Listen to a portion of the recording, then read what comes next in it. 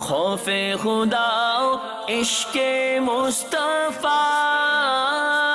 علم و عمل اصلاح معاشرہ، فقہ شریعت و طریقت کا ہے مجموعہ مدنی مذاکرہ، مدنی مذاکرہ، مدنی مذاکرہ۔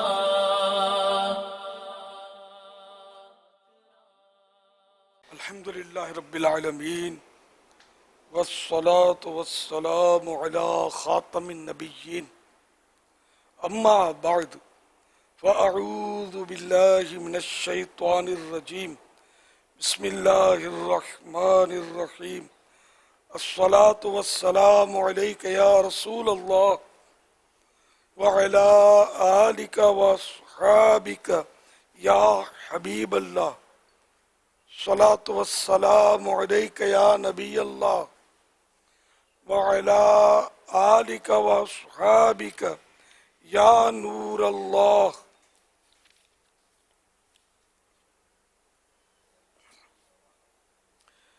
مکتبۃ المدینہ کے رسالے ضیاء درود و سلام پیج نمبر 6 پر فرمان مصطفیٰ صلی اللہ علیہ وآلہ وسلم، جس نے کتاب میں مجھ پر درود پاک لکھا تو جب تک میرا نام اس میں رہے گا فرشتے اس کے لیے استغفار یعنی بخشش کی دعا کرتے رہیں گے۔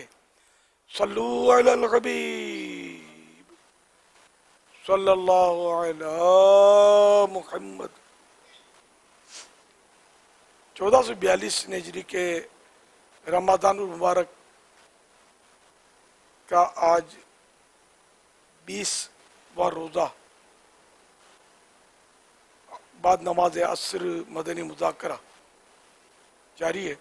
آپ سوالات کیجئے، ہر سوال کا جواب وہ بھی بالصواب یعنی درست دے پاؤں یہ ضروری نہیں، بند پڑا تو عرض کرنے کی کوشش کروں گا، آپ بھول کرتا پائیں فوراً میری اصلاح فرمائیں، مجھے آئے بائیں شائع کرتا اپنے کہے پر بلا وجہ اڑتا نہیں، شکریہ کے ساتھ رجوع کرتا پائیں گے انشاءاللہ عز و جل۔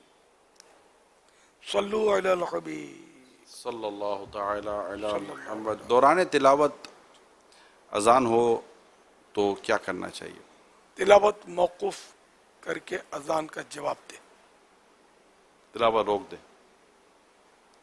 بہار شریعت جلد اول پیج نمبر 473 473 میں آسان کر کے بولتا ہوں، جب اذان ہو تو اتنی دیر کے لیے سلام، بات چیت اور سلام کا جواب اور دیگر سارے کام روک دے، یہاں تک کہ قرآن کریم کی تلاوت میں اذان کی آواز آئے تو تلاوت بھی روک دے اور اذان کو غور سے سنے اور جواب دے۔ یوں ہی اقامت میں اقامت بھی جب ہوتی ہے اس وقت بھی یہ سب روک دینا ہے۔ جماعت شروع ہونے سے پہلے جو اذان دی جاتی ہے جس میں قد قامت الصلاۃ بولتے ہیں، اس کو اقامت بولتے ہیں، اس میں بھی یہی احکام ہے۔ پھر جو سب سے نازک بات لکھی ہے اس کے بعد فتح اور رضویہ کا حوالہ ہے، اس میں وہ تو در مختار عالمگیری کا جو یہ تھا، وہ فتح رضویہ کے حوالے سے یہ لکھا ہے، جو اذان کے وقت باتوں میں مشغول رہے اس پر معاذ اللہ خاتمہ برا ہونے کا خوف ہے، یہ بڑا ڈرانے والا ہے۔ اذان کے دوران سارا نظام چل ہی رہا ہوتا ہے، بات چیت، ہا ہو، ہڑا اڑی، ہنسی مذاق، جو کر رہا ہے نا وہ اس کو مطلب نوٹس کوئی لیتا بھی ہے، لیکن عام طور پہ سب چل رہا ہوتا ہے۔ تو ایک اذان ہو نا، پہلی اذان، تو اس میں مطلب اس کا جواب ہے، اگر دوسری اذان کا جواب نہ بھی دیا تو وہ بات نہیں ہے، تاہم یہ کہ سب اذان کا جواب دے دو، سب کا ثواب ملے گا، ثواب تو ہے۔ صلو علی الحبیب صلی اللہ علی محمد۔ روحانیت میں اضافہ ہو اس کے لیے ہم کیا کریں؟ جتنا اخلاص زیادہ ہوگا، عمل زیادہ ہوگا، نیکی زیادہ ہوگی، نیک صحبت ہوگی، زبان اور آنکھ کا قفل مدینہ ہوگا. زبان پر کنٹرول، آنکھوں پر کنٹرول، دماغ پر، دل پر کنٹرول ہوگا، روحانیت بڑھے گی. اب ہر وقت بڑبڑ کرتا رہے گا، ادھر ادھر دیکھتا رہے گا، بدنگاہی کرتا رہے گا، گناہ کرتا رہے گا، داڑھی منڈاتا رہے گا، روزے بھی چھوڑ دے گا، نمازیں بھی چھوڑ دے گا، روحانیت بھی ڈھونڈتا رہے گا. تو اس کو ہو سکتا ہے میوزک میں روحانیت ملے. ایسے لوگ سمجھ میں آ جو بولتے ہیں میوزک میں ناچتے رہو، ٹانگیں تھرکاتے رہو، تم کو روحانیت مل جائے گی. شیطانیت تو مل سکتی ہے، روحانیت تو ملے گی نماز میں. ظاہر سب سے بڑی روحانیت کا راستہ تو نماز ہے. اب نماز پڑھنی نہیں ایک ٹائم کی اور روحانیت کی تلاش میں نکلے ہوئے، تو جنت کی تلاش کرو گے نا تو روحانیت خود بخود واہ. ساتھ ہو جائے گی آپ کے. کیا صلو علی الحبیب صلی اللہ صلی تعالی اللہ علی علیہ محمد. کیا مسجد کو دی گئی زمین واپس لی جا سکتی ہے؟ مسجد اگر ایک بار وقف ہو گئی نا تو اب یہ کہ قیامت تک وہ مسجد ہے، تحت الثری سے عرش معلی تک، یعنی کہ نیچے زمین میں بھی آخر تک، اور آسمان عرش معلی تک، یعنی پوری فضا بھی اب مسجد ہے اس کی. تو اب یہ کہ وقف کرنے والا بھی اس کو واپس لے نہیں سکتا مسجد. ٹھیک ہے. مسجد میں جو منارہ بنایا جاتا ہے اس کی کوئی وجہ ہے؟ یہ مسجد کی علامت ہے، مسجد کی علامت ہے، مسجد کی پہچان ہے. اب خالی چار دیواری کا کمرہ بنا دیا جائے، نہ منارہ ہو، نہ گنبد ہو، نہ کوئی اور اس کی طاق وغیرہ جو لگا دے، کچھ بھی نہ ہو، تو ہے تو وہ مسجد. لیکن لوگوں کو سمجھ نہیں ہے کہ نا اب یعنی کہ پہلے نہیں ہوتے تھے گنبد منارے. سرکار صلی اللہ علیہ وسلم کے دور میں یہ چیزیں نہیں تھی، یہ بعد میں ایجاد ہوئی ہیں. جو مطلب ہے کہ یہ کہتے ہیں نا جشن ولادت کس نے منایا، تو پھر ہم یہ اس طرح کا جواب دیتے ہیں کہ مسجد میں اس طرح کی نہیں تھی. پہلے نہ منارے تھے نہ گنبد تھے، سب اوکے ہے. تو اذان سے پہلے درود شریف پڑھنا بھی اوکے کر لیا جائے. اس میں کائے کو مطلب وسوسے پالے 11ویں 12ویں کو بھی اوکے کر دیا جائے.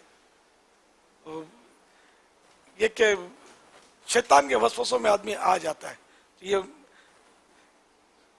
نہیں تھے. سبز گنبد شریف جو الحمدللہ ہماری آنکھوں کا نور، دل کا سرور ہے، اس وقت جب روضہ انور بنا تو صحابہ کرام کے دور میں بھی نہیں تھا، تابعین کے دور میں بھی نہیں تھا. یہ بھی بعد میں یہ سبز گنبد شریف جو ہے وہ سبز بھی نہیں تھا، گنبد شریف بنا اور بعد میں اس میں کچھ نہ کچھ تبدیلیاں ہوئی اور اب یہ جا کر سبز، کافی عرصے سے سبز چل رہا ہے. کل جا کر کوئی ہو سکتا ہے اس کا رنگ تبدیل بھی کر دے، تو اس رنگ کے ہم گیت گائیں گے. تو نسبت والے لوگ ہیں. صلو علی الحبیب صلی اللہ علیہ محمد. سید محمد اکرام مطاری عرض کر رہا ہوں. امیر اہل سنت سے سوال ہے کہ چونکہ ہمارے عملوں اور باتوں سے تکبر کا اظہار ہو رہا ہوتا ہے، تو تکبر سے کیسے نجات پائی جائے؟ مزید چونکہ 26ویں کی آمد ہے، تو امیر اہل سنت کو ایسا کون سا تحفہ پیش کیا جائے کہ آپ اپنے مریدوں سے راضی ہو جائیں؟ سوال بھی کیا تھا تکبر سے کیسے بچا جائے. اللہ اکبر. تکبر اپنے سے کسی کو گھٹیا جاننے کا نام ہے. تو یہ ہے بہت بری بلا. جس کے دل میں رائے برابر تکبر ہوگا وہ جنت میں نہیں جائے گا. یہ حدیث پاک میں وعید ہے، اور بھی اس کی وعید ہیں کہ تکبر کرنے والوں کو قیامت کے دن چیونٹیوں کی طرح کر دیا جائے گا اور لوگ ان کو رونتے ہوں گے، کچلتے ہوئے جائیں گے. یہ اور بھی بہت اس میں مطلب تکبر میں خرابیاں ہیں. تکبر سے بچنے کے لیے آدمی اپنی اوقات پر غور کرے کہ یہ ہے کیا، یہ اس کو حاصل کیا، یہ پونپا کرتا ہے، ابھی یوں اکڑ کے جاتا ہے اور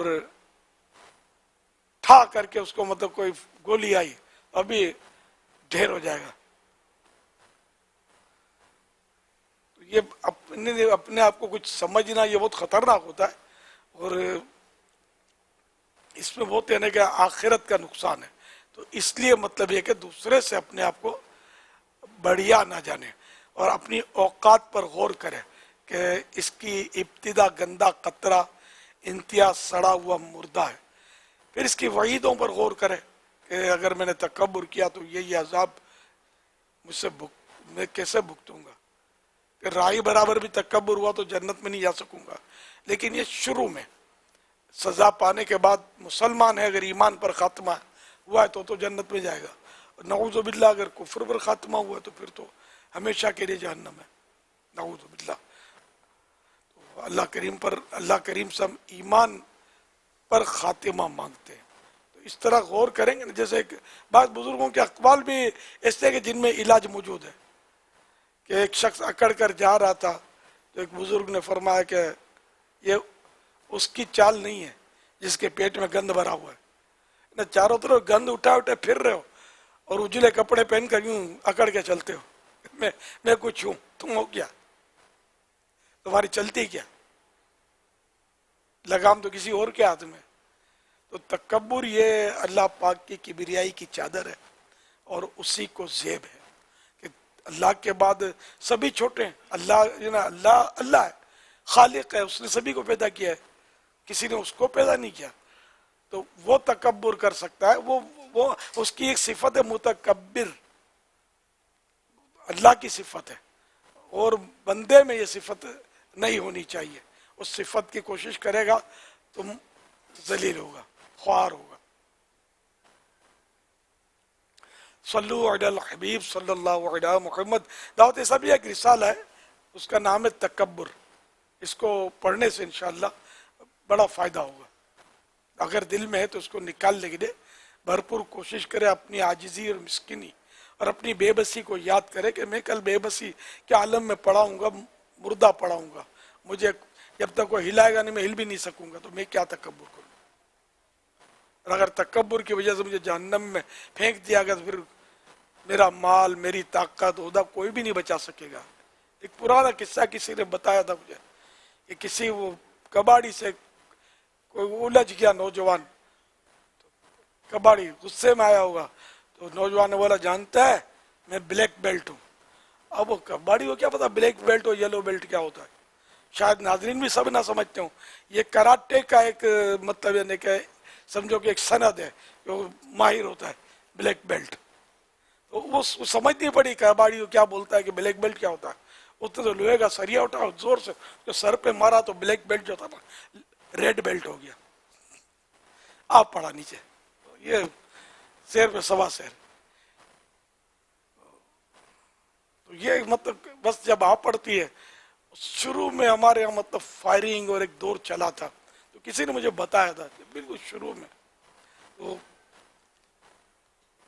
کوئی حملہ ہوا اور کوئی وہی تھا کوئی کراٹے کا ماسٹر, وہ تھا ماہر. وہ اچھل کود کر گولیاں ناکام بناتا رہا فائر, لیکن آخر کار ایک گولی ایسی لگی کہ ڈھیر ہو گیا. اللہ مغفرت کرے. ذرا کہ مسلمانوں کا ملک ہے, اگر وہ مسلمان ہے تو مغفرت کرے. میں تو ایک مثال دے رہا ہوں آپ کو کہ اس نے بڑا بول بولا بھی نہیں تھا. ایک بات کر رہا ہوں کہ کتنا بھی ہم عقل ہوشیاری کر لیں ہوگا وہی جو مقدر میں ہے. تو یہ کہ آدمی پھولے نہیں, تکبر نہیں کرے, اللہ پاک کی رحمت پر نظر رکھے, اپنے آپ کو عاجزی اور مسکینی میں مبتلا رکھے کہ جو عاجز ہے وہی کامیاب ہوگا. وہ اللہ پاک کے لیے جو عاجزی کرتا ہے اسی کو بلندی ملے گی. من تواضع للہ رفعہ اللہ, جو عاجزی کرتا ہے اللہ پاک اس کو بلندی نصیب فرماتا ہے. صلو علی الحبیب صلی اللہ علیہ. سوال آیا تھا کہ 26ویں میں آپ کو کیا پسند ہے, آپ کا مرید آپ کو کیا تحفے میں دے؟ یہ پسند ہے پوچھنا جو نہیں, یہ آدمی کو آزمائش میں ڈالتا ہے.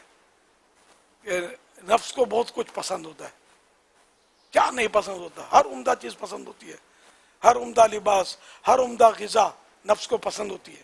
ٹھیک ہے, وہ نفس کا مقابلہ کرتے ہوئے اگر اس سے بچنے کی کوشش کرتا ہے وہ ایک الگ ہے, لیکن پسند نہ پوچھی جائے, پسند تو بہت کچھ ہوتا ہے.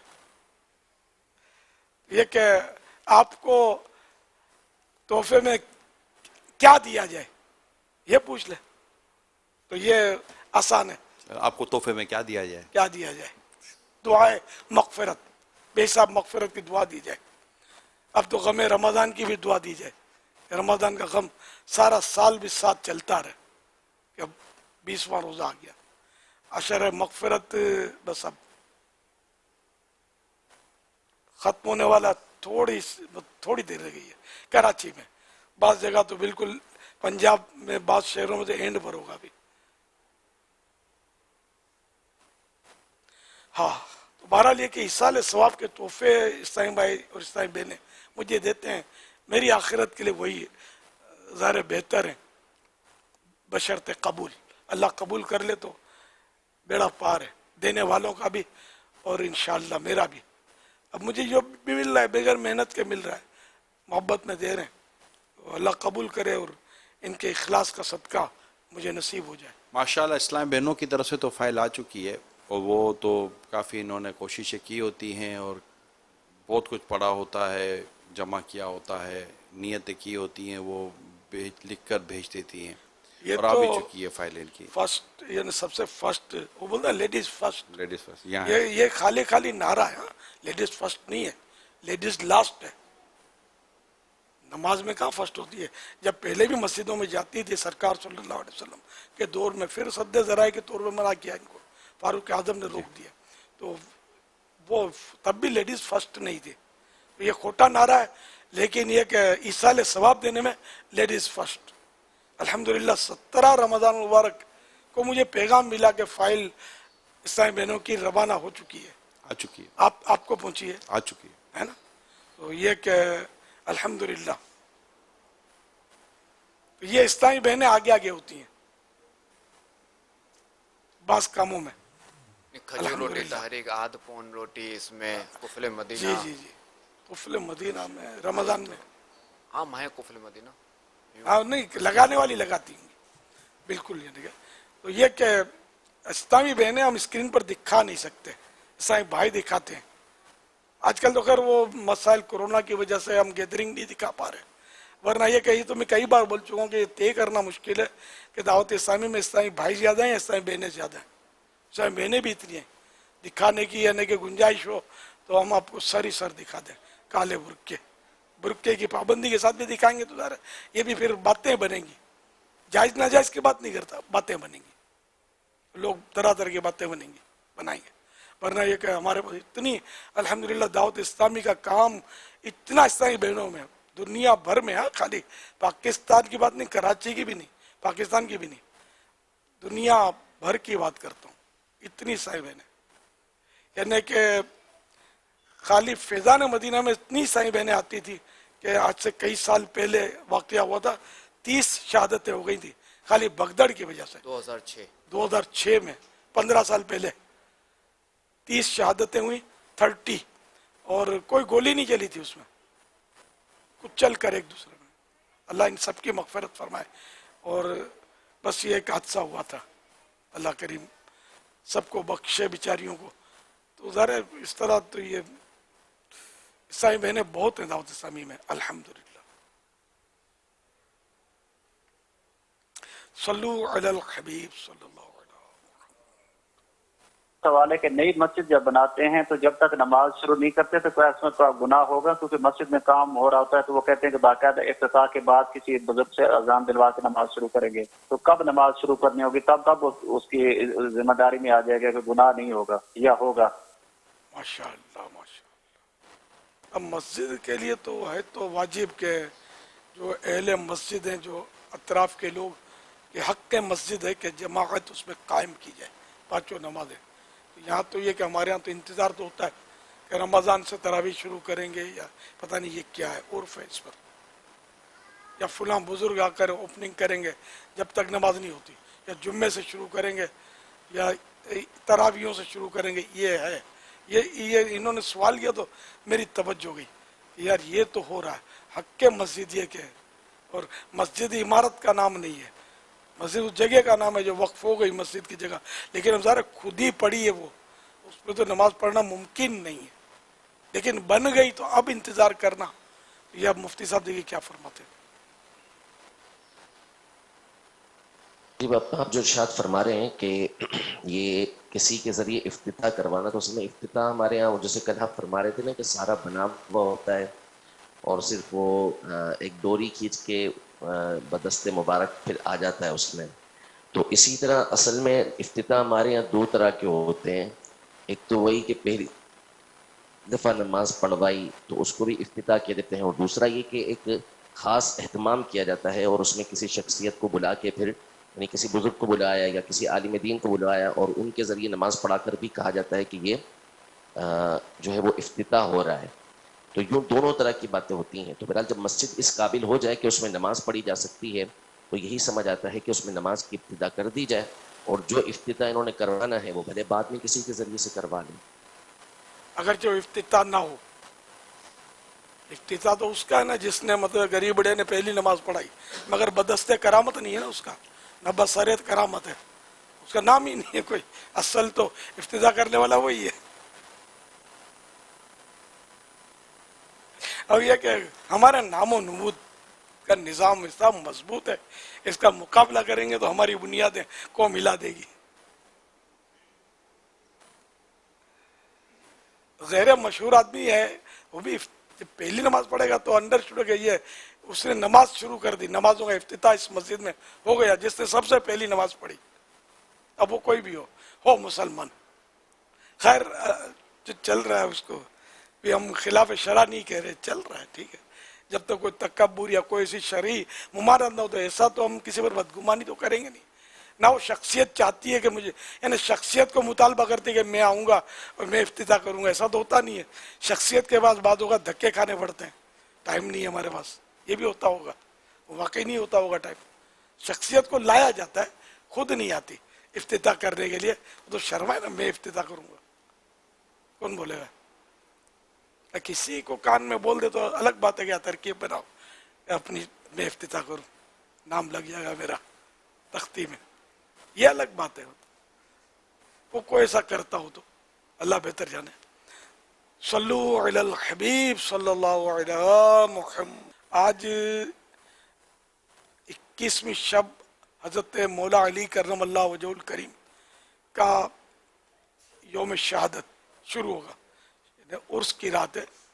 تو یاد دہانی کے لیے عرض کر رہا ہوں کہ جن کو مولا علی کا لنگر کرنا ہو تو آج بھی افطار میں کر سکتے ہیں, سحری میں بھی کر سکتے ہیں, کل بھی افطار میں کر سکتے ہیں. تو آج بھی کرنا چاہیں تو کر سکتے ہیں لنگر. انشاءاللہ ہماری بھی نیت ہے کہ انشاءاللہ لنگر کریں گے آج انشاءاللہ. صلو علی الحبیب. کچھ اور بھی نیت ہے؟ جلوس کی بھی نیت ہے انشاءاللہ. اچھا, جلوس بھی نکالیں گے. بس جنت حال میں اپنے پیسوں پی کے تو مسائل ہیں یار. میں ہوتا ہوں, میرے پوتے اور یہ آ جاتے ہیں, ہم لوگ مل کے نکالتے ہیں. بیٹا اگر ٹائم ملے تو یہ آ جائے گا, تو یہ بھی ساتھ ہو جائے گا. ہم اسی عمارت میں رہتے ہیں, اوپر نیچے. آپ کو بھی دعوت ہے. جزاک اللہ. سوال عرض ہے کہ ہمارے ایک دوست کی آمدنی کا کچھ حصہ حرام کاموں سے ہوتا ہے, اور اگر وہ دوست سحری اور افطار کا انتظام کرے تو کیا ہم وہاں جا سکتے ہیں اور وہ کھانا کھا سکتے ہیں؟ اللہ اللہ, اگر اس کا حرام کام نمایاں ہے, یہ حرام کام کرتا ہے, حرام کمائی ہے اس کی, تو معززین جو ہوتے ہیں یعنی کہ متقی پرہیزگار لوگ, علماء دین, ان کو احتیاط کرنی چاہیے کہ ان پر انگلی اٹھے گی. یہ فلاں کے ہاں فلاں علامہ صاحب یا فلاں پیر صاحب جب دیکھو پڑے ہوتے ہیں, مال کھاتے ہیں ان کا, لوگ باتیں کریں گے. اچھا, اب شرعن ان کا کھانا پینا جو ہے نا ایسے لوگوں کا, یہ اس وقت تک جائز ہے جب تک یہ پتہ نہ ہو کہ یہ روٹی یا چاول جو دے رہا ہے یا بریانی جو بھی کھلا رہا ہے یہ حرام کے ہیں, اور یہ کنفرم ہوتا نہیں ہے. تو یوں فقہی طور پر شرعی یعنی مسئلہ یہ ہے, فتویٰ یہ کہ اس پر بندہ مطلب ہے کہ کھائے تو کوئی حرج نہیں ہے. تقویٰ وہ یہ جو پہلے بتا چکا میں کہ بچنا اچھا ہے, اور خاص کر یہ علماء اور مشائخ کو ایسوں کی دعوتوں میں نہیں جانا چاہیے, ورنہ انگلی اٹھے گی, عوام بزن ہوں گے, عوام باتیں کریں گے. غریب کے یہاں بلایا تو حضرت نہیں آئے, حالانکہ وہ غریب کے یہاں واقعی ایسا ہوا بھی ہو تو حضرت کی واقعی کو مجبوری تھی. یہ بدگمانی, یہ نہیں, یہ بدگمانی ہے, لیکن یہ کہ ہو سکتا ہے انسان مجبور ہو جاتا ہے, اور اتفاق ہے کہ وہ مالدار نے بلایا تو ٹائم تھا اور تشریف لے گئے. اب تو ایسی باتیں بنیں گی کہ غریب کیا بلایا تو حضرت کو ٹائم نہیں تھا, اور وہ سود خورا ملاوٹ والا مال بیچنے والا لاکھوں کروڑوں لوگوں کے دبا کے بیٹھا ہوا, حضرت مسکراتے ہوئے پہنچ گئے وہاں. ایسی باتیں ہوں گی کہ اور لوگ اتنے بدزن ہوں گے.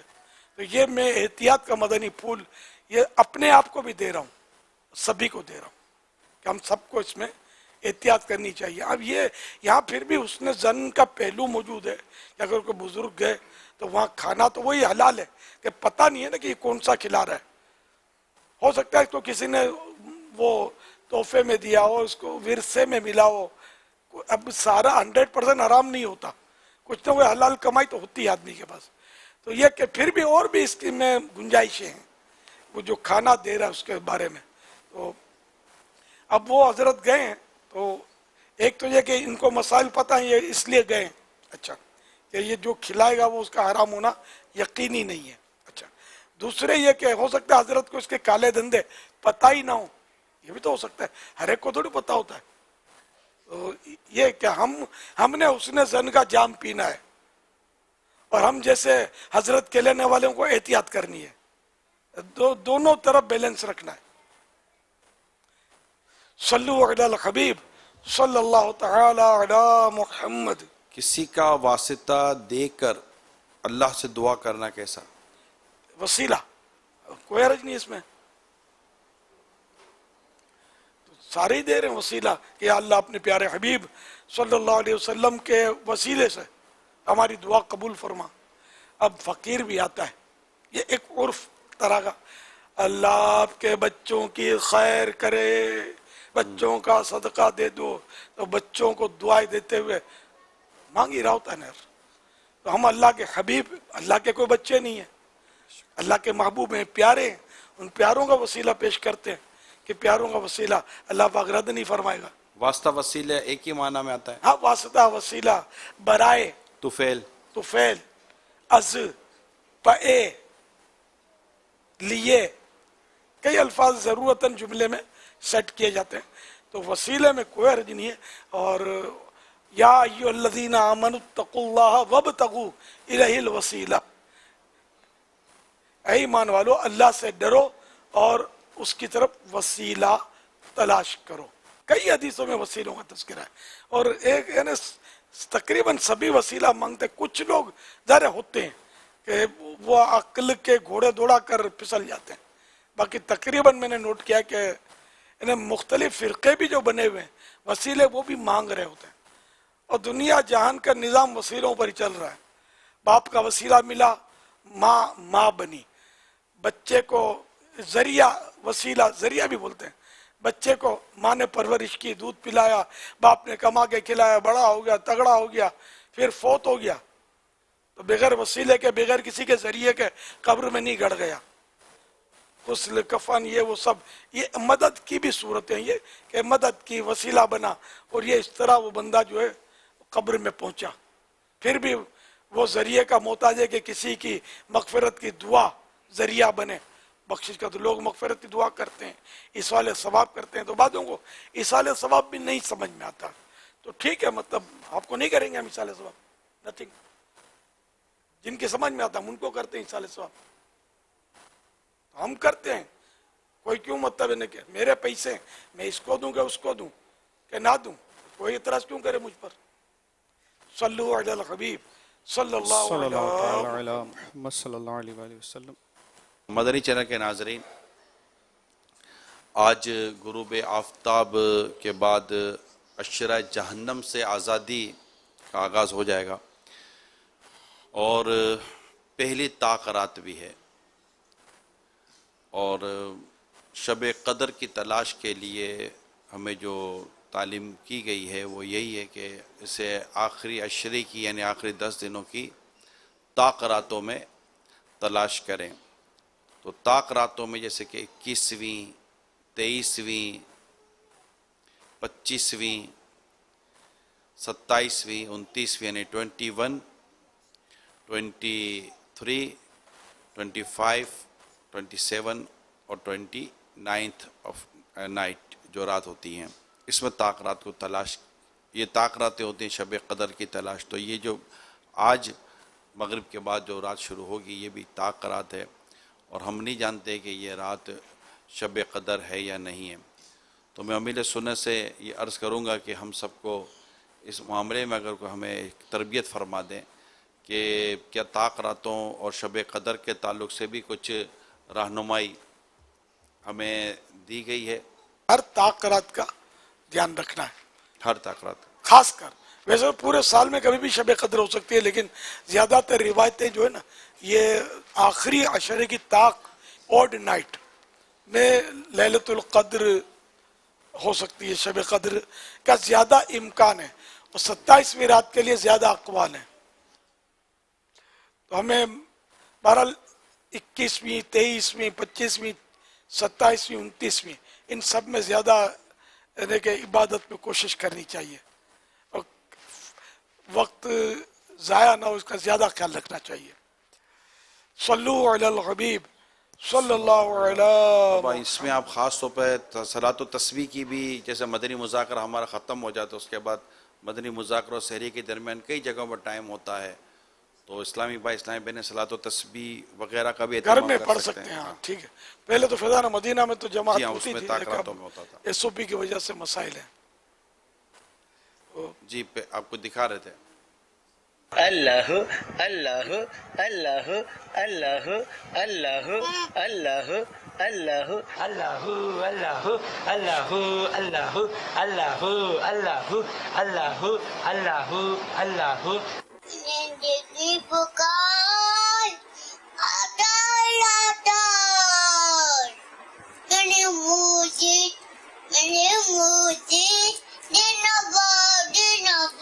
حضرت علی رضی اللہ تعالیٰ عنہ مکہ میں پیدا ہوئے. آپ کی والدہ نے آپ کا نام حیدر رکھا، والد نے آپ کا نام علی رکھا. ہمارے پیارے آقا صلی اللہ علیہ وسلم نے آپ کو اسد اللہ کا لقب دیا. آج میں نے پہلا روزہ رکھا ہے، میرے لیے دعا فرما دیجیے. پیارے امیر اہل سنت کی بارگاہ میں سوال عرض ہے، کیا نفلی عبادت میں زائد نیتیں ہو سکتی ہیں؟ جیسے 2 رکعت نفل صلاۃ التوبہ، اس میں صلاۃ اللیل یا تہجد یا تحیۃ الوضو شامل ہو سکتی ہیں؟ رہنمائی فرما دے اور میرے گھر والوں کے لیے بے حساب مغفرت کی دعا فرما دے. ہر صحابی نبی جنتی جنتی، 4 یاران نبی جنتی جنتی، حضرت صدیق بھی جنتی جنتی. ہمارے گھر ایک طوطا اڑتا ہوا آ کر بیٹھ گیا. ہم نے اسے پیار کرنے کے لیے پکڑا تو وہ فوراً مر گیا. امیر اہل سنت، کیا ہم گناہ گار تو نہیں ہوں گے؟ ماشاءاللہ پیارے پیارے بچوں نے کلام بھی سنائے، جنتی کے نعرے بھی لگائے. ہر صحابی نبی جنتی جنتی. پہلے روزے کا بھی بتایا کہ پہلا روزہ رکھا ہے. سب کو مبارک ہو. اللہ آپ سب کو عالم بعمل مفتی اسلام بنائے، دعوت اسلامی کے مبلغ بنائے. اور بیان بھی سنایا ایک بچی نے، ماشاءاللہ. اللہ دعوت اسلامی کی مبلغہ بنائے. صلو علی الحبیب صلی اللہ علیہ محمد. خوف خدا عشق مصطفیٰ، علم و عمل اصلاح معاشرہ، فقہ شریعت و طریقت کا ہے مجموعہ مدنی مذاکرہ. مدنی مذاکرہ، مدنی مذاکرہ.